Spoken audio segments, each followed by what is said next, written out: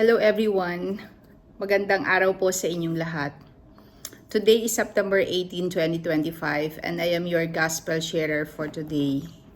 Ang atin pong Gospel ngayong araw na ito ay according to St. Luke chapter 7 verses 36 to 50. Napakaganda pong pagnilayan ang mensahe ng ating mabuting balita ngayon and tayo ay inaanyayahan upang ating basahin at ating pagnilayan ng ating mabuting balita ngayong araw na ito. Ang isang napakagandang mensahe na maaari nating tanggapin at maaari nating isapuso ngayong araw na ito ay ang pagpapatawad at pagtanggap.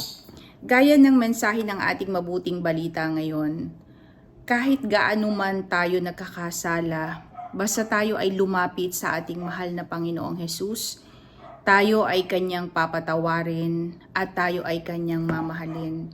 Kaya nga po tayo ay inaanyayahan na lumapit sa sakramento ng kumpisal upang sa ganon tayo ay mabuksan ang ating puso, ang ating kalooban muli para sa pagtanggap sa ating mahal na Panginoon. At nandyan siya na naghihintay sa atin.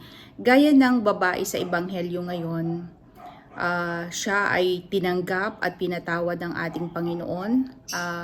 Buong pusong ipinakita ng ating Panginoon ang pagtanggap at pagmamahal.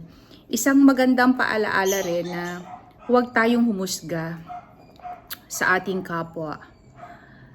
Dapat sikapin natin na tingnan natin ang ating kapwa kung paano rin tayo tinitingnan ni Jesus, kung paano si Jesus tumitingin sa ating kapwa. Sana'y atin ang iwanan din ang panghuhusga. Dito po ay isang napakagandang challenge para sa atin ngayon. Tunay na mahirap ang pagpapakumbaba, tunay na mahirap ang pagtanggap kapag tayo ay nagkakamali.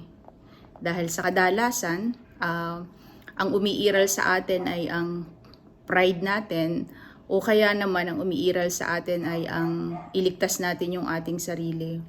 Pero ang ating gospel ngayon ay nagpapaalala sa atin at nag-aanyaya sa atin na tayo ay lumapit sa ating mahal na Panginoon. Gaano man kalaki yung ating kasalanan, gaano man tayo lumayo sa Kanya, kung tayo ay lalapit sa Kanya, siya ay buong puso at bukas ang Kanyang kalooban upang tayo ay tanggapin. Yun po yung napakagandang mensahe ng ating Ebanghelyo ngayon. At sa araw na ito, yun ang paanyaya sa atin ni Jesus.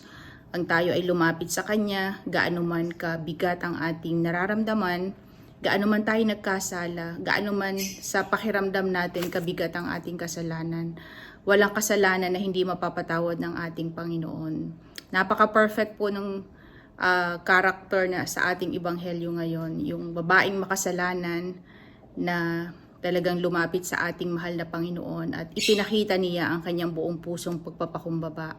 So, ganun din po tayo, pagpapakumbaba at paglapit sa ating mahal na Panginoon. At ang lahat ng ito ay magkakaroon ng pagtanggap at magandang gawain kung tayo ay lalapit at tatanggap ng banal na sakramento ng kumpisal. So yun po yung napakagandang paalala sa atin ngayong araw na ito. Thank you so much po sa inyong lahat na patuloy na gumagamit at tumatangkilik ng lahat ng Facebook platforms. Thank you so much everyone.